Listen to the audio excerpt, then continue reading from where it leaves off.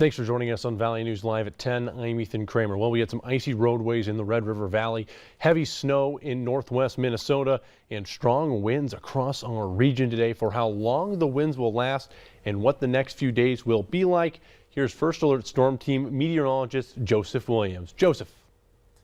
Yeah, that's right. We had wind gusts up to 56 miles per hour in Fargo. A couple of areas south of Grand Forks also saw gusts above 60 miles per hour. So we saw very strong winds this morning and afternoon.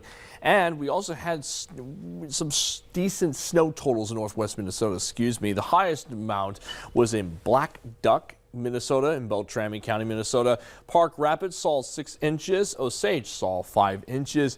Most of the heavy snow was concentrated in northwest Minnesota because that was where most of the snow banding ended up taking place. And as a result, we do have snow accumulations still on some roads between Lakes Country and the international border. So if you're, say, in Lakes Country, you may want to give yourself some extra time on the roads, as some of those roads may try to freeze over due to temperatures dipping into the teens tonight.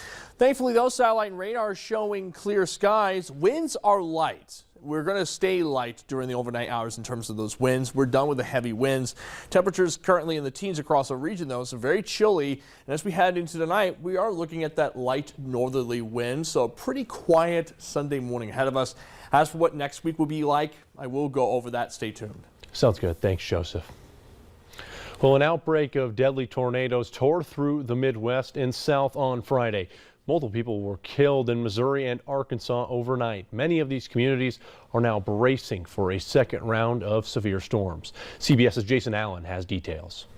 Violent tornadoes spawned from an enormous storm system touched down in at least 7 states Friday night into Saturday.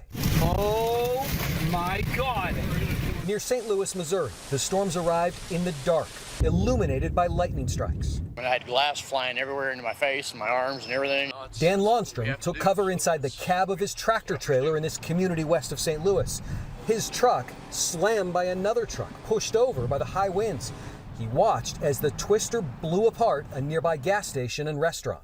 And there was tons of people up in the store that were just running around crying and screaming, and it was pretty scary. Families in a nearby neighborhood ran for their basements. Joy Asdu and her children came back upstairs to find the entire second floor of their home gone. I thought that we were gonna die. My kids was crying. I was just trying to cover their heads, and Could you, when you're down in the basement?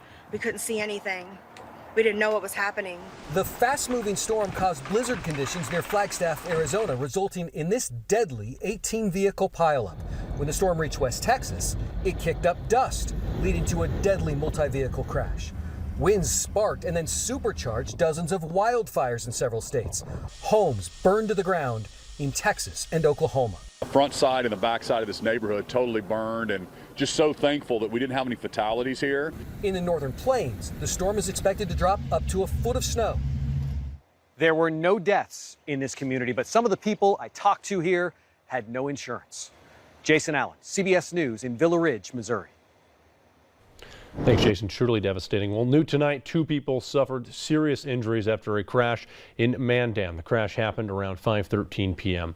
According to North Dakota Highway Patrol, a 2018 Nissan Altima driven by a 32-year-old Bismarck woman was being driven on I-194 just south of the railroad bridge in Mandan. The vehicle left the roadway, entered the west ditch, and collided with a concrete sign support. Both the driver and the passenger, a 38-year-old Bismarck man, were taken to Sanford Medical Center with serious injuries. The crash remains under investigation by the North Dakota Highway Patrol. One person was stabbed Friday night in downtown Fargo. The stabbing happened around 9:35 p.m. in the 500 block of Broadway North. Scanner traffic indicates a bouncer was stabbed at the Bismarck Tavern, though that has not been confirmed by police. When officers arrived on scene, they located one adult victim. The victim was transported to a local healthcare facility with non-life-threatening injuries. Police say this is still an active investigation, so no further information is releasable at this time.